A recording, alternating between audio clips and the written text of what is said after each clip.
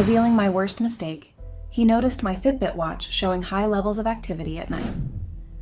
My name is Kim, 36 female, married to Paul, 39 male, for 6 years now. We had been a happy couple until I felt sexually dissatisfied in my marriage, which led to me finding pleasure outside of it. I did not know that just the data of activity on a Fitbit could turn against me and ruin the balance I had created in my life. I had left my Fitbit on my dresser and forgot about it, as I was getting late for work. I realized after 2 hours that I must have left it at home. I didn't think much of it as what could have happened for getting a stupid activity watch at home. Since the day I left my Fitbit at home, I started noticing that Paul had been keeping a close eye on my whereabouts. He started questioning where I was going and with whom, when I would be back, and if he could pick me up. It was weird as Paul was never the kind of person to do such things. It did come out as suspicious that he would try to be so sweet after 6 years of being married. I decided to confront Paul about his behavior and ask him directly why he was suddenly so interested in my daily activities. It turned out that he had been feeling insecure about our relationship and wanted to make more of an effort to show his love and care for me. It was like an alarm for me to maybe dumb down my affair for a while, till Paul feels a bit secure in our relationship. I knew that trying to assure him that he was overreacting would only cause him to be much more insecure than he already was.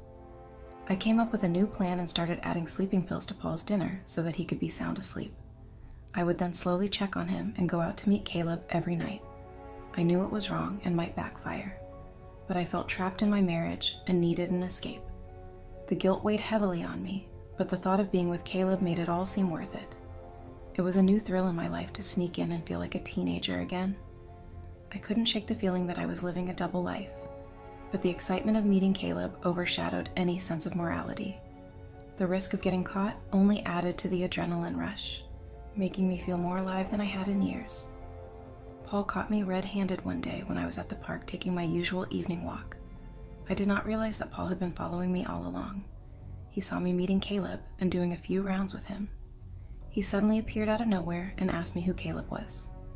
I lied to him that Caleb was my running partner at the party, and we kind of motivated each other.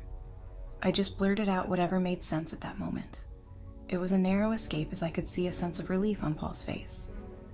I was thankful that Paul showed up at the right time before we proceeded to our actual activities after our run. I immediately knew that I needed a new game plan to keep my affair under wraps from Paul. I decided to be more cautious and avoid meeting Caleb in public places. I made a mental note to only communicate with him through discreet means to prevent any further suspicion from arising. The park was no longer our secret spot, and we had to figure out something else.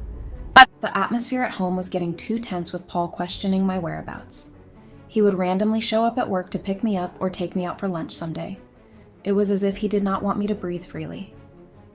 I was feeling trapped and suffocated. I knew I needed to have a conversation with him about boundaries and trust before things escalated further. Our relationship was beginning to feel more controlling than caring, and I needed to address it before it became toxic. I decided that I would have Paul sit and talk about it on the weekend. Before I could address it, Paul told me that he was going on a business trip and would be away next week. I felt a sense of relief and decided to postpone the conversation for a while later. I was also happy that maybe I would be able to meet Caleb in Paul's absence. I knew that this would be a welcome break for me. Paul was out on a business trip for 5 days. It gave me a sense of relief that I wouldn't have to cover my tracks for at least the next 5 days. I would have some breathing space and peace while he was away. I decided that maybe calling Caleb home would be my best bet. My Fitbit activity would alert Paul, so there was no way I could go out or leave it at home. Caleb was always up for a spontaneous adventure, and having him around would make the time pass more quickly. Plus, his presence would help distract me from the stress of keeping my activities hidden from Paul. I surprised Caleb by asking him to make up an excuse and come home for the week if he wanted to have a good time. I knew that it had been so long since we met and had fun, so I was sure that he would definitely be up for it. Caleb agreed without hesitation, excited at the prospect of spending time together and catching up. I couldn't wait for him to arrive and inject some much-needed excitement into my mundane routine. No. We had a wonderful time for the 5 days when Paul was away. We ordered takeout and had a lot of sex as we knew that it would be difficult for us to meet once Paul was back. We made sure to utilize every corner of the house and make memories everywhere. It was like a mini staycation for us, and we cherished every moment together. We knew we had to make the most of our time before returning to our normal routine. We made sure that we spent a lot of time having sex in every corner and every position that we could think of, as we knew that we might not get to do this again for a long time. We laughed, explored, and enjoyed each other's company to the fullest. It was a bittersweet reminder of how special our time together truly was. On Friday, it was early morning when I heard the doorbell and was so sleepy to check who it was. I walked to the window and saw that Paul was back a day earlier than expected. We were still in bed and naked, as we had a really long and tiring night. I panicked and did not know what to do. I was still hungover due to last night's drinks. It was hard for me to think straight. I quickly asked Caleb to hide in the closet till I dealt with Paul, and then looked for a chance to sneak out. I knew that there was no way I could get all of Caleb's stuff out of sight before Paul noticed it. I quickly threw on some clothes and went to greet Paul, trying to act as natural as possible. I hoped Caleb would be able to sneak out without being caught in the meanwhile. Sorry. I tried to make sure that I held Paul in the living area as long as possible, trying to act as if I really missed him so that it gave enough time for Caleb to make his escape. I kept the conversation light and engaging, asking Paul about his trip and showing genuine interest in his stories. I knew that Paul was getting impatient to get to our room, and my efforts to hold him were failing. Paul finally told me that he couldn't hold his pee any longer and had to go. I knew that there was no way I could come up with an excuse to stop Paul now. Reluctantly, I let him go, watching as he hurried off to the restroom. As soon as he was out of sight, I quickly texted Caleb to let him know that Paul was on his way up. I couldn't believe how close we had come to getting caught. I followed Paul upstairs, hoping that Caleb received my text and had already left. I saw Paul standing with Caleb's phone in his hand. I could see Paul had a confused expression on his face. He said, "What does this message from me on this phone mean? Why does it say Mayday and danger approaching?" I froze in my tracks as I couldn't think of anything to answer. And he told me, why was my picture in lingerie on this phone? He demanded that I answer whose phone this was and answer honestly. I quickly realized that Caleb must have left his phone behind and Paul had found it. I tried to think of someone I could use as a cover. I blurted out that it must be our neighbor's phone who was here last night to stay over. She always tries to embarrass me with such pictures of mine. Paul's expression softened as he seemed to believe my explanation, but I could tell he was still suspicious. I prayed that my quick thinking would be enough to get me out of this situation unscathed. He then asked me why she did not stay back to meet him. I said that she was in a hurry as she was late for work. He said that he was going to call her husband and tell him that she forgot her phone and that he would quickly bring it to their house. I was sweating profusely as I knew that this would definitely lead me to being caught in my own web of lies. I quickly tried to think of a way to prevent him from calling her husband, but before I could come up with a plan, he had already dialed the number. My heart sank as I realized there was no way out of this situation. I told him to disconnect as it was not her phone. I knew that I couldn't keep up with the lies anymore. As he hung up the phone, I braced myself for the inevitable confrontation. I knew that I had dug myself into a hole that I couldn't escape from. I asked him to take a seat and told him that this was Caleb's phone. He was here last night and might have forgotten it on his way out. I told him that I felt too lonely and that I might have been a little too drunk to realize what had happened. I told him that I might have gone overboard and slept with Caleb last night.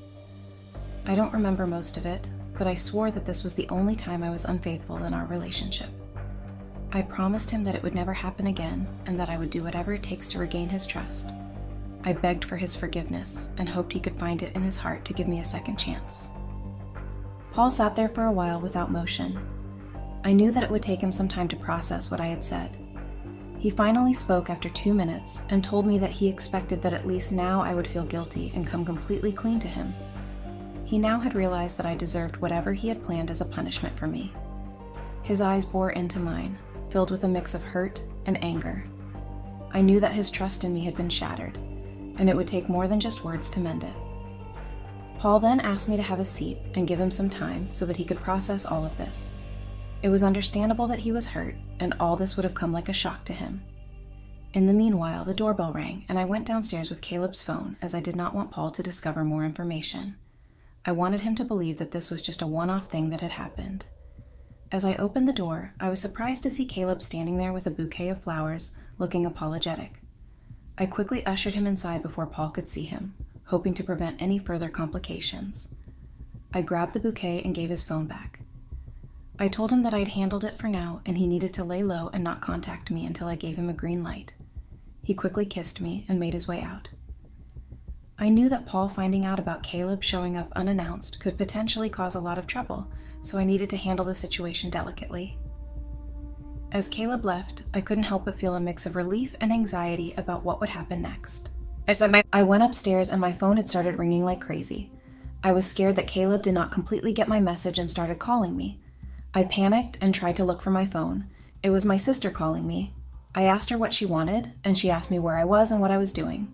I told her that I was at home with Paul, but she sounded worried. I asked her what the matter was, and she said that the home group has a video of me playing with a man doing some crazy shit. I didn't quite understand what she was rambling about. I told her to calm down and explain to me exactly what was happening. She said that there was a video playing in our home group with me and another man probably in my bedroom kissing and doing more than that. I was almost naked and drinking and having fun. I felt shivers run down my spine as I slowly looked at Paul.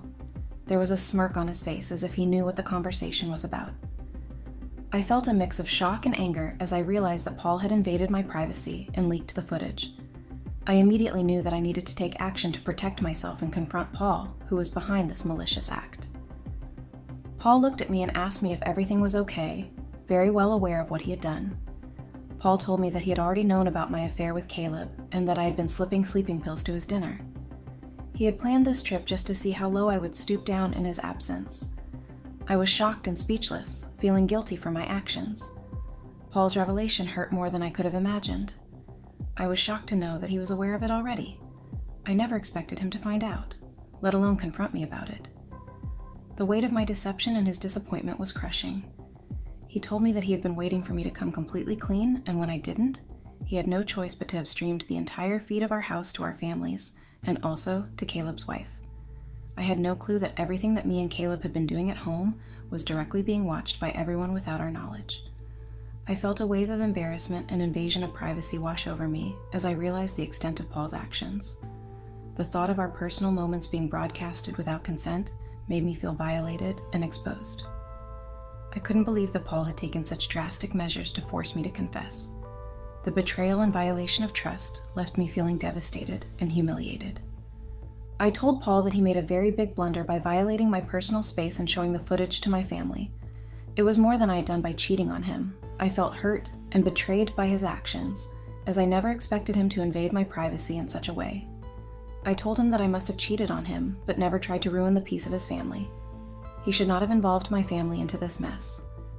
As I was speaking to him, Caleb kept repeatedly calling me. I kept ignoring his calls as I wanted to deal with Paul first. He then sent me a voice message which I decided to listen to later. Paul told me that he did what he felt was right. I deserved this much for lying and betraying him, and above all, making up new stories to keep up the lies. I couldn't believe what I was hearing. It was clear that Paul was not going to forgive me, no matter what I said or did. As I listened to his harsh words, I realized that our relationship was truly over. I was speechless and sat down on the bed, not knowing what to do. I finally remembered Caleb's voice message. In the voice message, Caleb revealed that his wife had found out about our infidelity through the videos that were shared by Paul. I felt a sinking feeling in my stomach, realizing that my actions had consequences beyond what I had anticipated. This situation was spiraling out of control, and I knew I needed to confront the truth head-on before it caused any more damage. I quickly dialed Caleb's number, my heart pounding in my chest as I prepared to face the consequences of my actions. As the phone rang, I braced myself for the difficult conversation that awaited me. Caleb started screaming at me as soon as I started to speak. He abused me for ruining his marriage and sending his wife such videos that would end his relationship. I listened to his angry words, feeling the weight of my mistakes crashing down on me. Despite the hurtful accusations, I knew I had to take responsibility for my actions and try to make amends. After a point, I lost my cool and started accusing him of being involved in the affair, and he was equally responsible for the situation we were in. The argument escalated quickly, with both of us trading hurtful words back and forth. Eventually, we both realized that pointing fingers wouldn't solve anything, and we needed to find a way to move forward and come out from the situation. We decided to try and make things work in each of our marriages. I was still living in the same house with Paul. Though we stopped talking, there were a lot of things that we had to figure out before we decided to separate. Paul had done something a few days later that I never imagined him to do. He had accidentally replaced my footage with Caleb with one of my office presentations, which led to first-hand embarrassment at work. This led to a lot of drama at work. I had suddenly become the talk of the town, and I could see that all eyes walked alongside me every time I passed by people. I had been asked a lot by random men at work to sleep around with them and that I would not be disappointed. I was feeling harassed by the constant judgment of me being willing to sleep with any man just to pleasure myself. I felt disrespected and objectified, as if my worth was solely based on my willingness to engage in sexual activities. It was frustrating to be constantly bombarded with inappropriate advances in a professional setting. I had written a formal complaint to my boss regarding the shameless sexual advances that I was being objectified to by the male employees. I was called in by my boss expecting to find a solution for my problems. I went in hopeful that this might end the torture to some extent. However, to my disappointment, my boss dismissed my complaint and instead advised me to just ignore it and not make a big deal out of it. I was about to protest when he casually mentioned that he had 2 tickets for an event and would like me to join him. We could go out for a fancy dinner after that and have a good time. Now I know the reason for him to dismiss my complaints. He wanted a share of me as well. I felt disgusted, but I knew that this was not the right time to react. I told him that I would think about it and let him know and left his office. As I walked away, I couldn't shake the feeling of being manipulated. It was clear that his invitation was a way to distract me from my concerns and get what he wanted. I went home and felt like I was all alone in this world. I did not have a man to protect me or my dignity. Everyone I knew just wanted to sleep with me. Paul had filed for divorce and moved in with a new girlfriend already. Caleb was kicked out of his house by his wife, but had refused to do anything to do with me. I felt abandoned and vulnerable, unsure of who to turn to for support. It was a harsh reality check that left me feeling lost and betrayed by those I once trusted. There was no one I could turn to and share my feelings or ask for advice. I realized I needed to rely on myself for strength and guidance, as the people I once counted on had let me down. It was a painful lesson in self-reliance and resilience that I knew I had to face head-on. I, however, felt that some of Paul's actions could have been avoided and helped me not to face public humiliation every waking day of my life. I am not very sure what I'm going to do going forward. I might leave my job if my boss's advances get a little too out of hand. I'm even considering moving to a different city and start afresh. I regret my actions and feel like a lot of it could be avoided if I'd controlled my lust and not answered to Caleb's advances.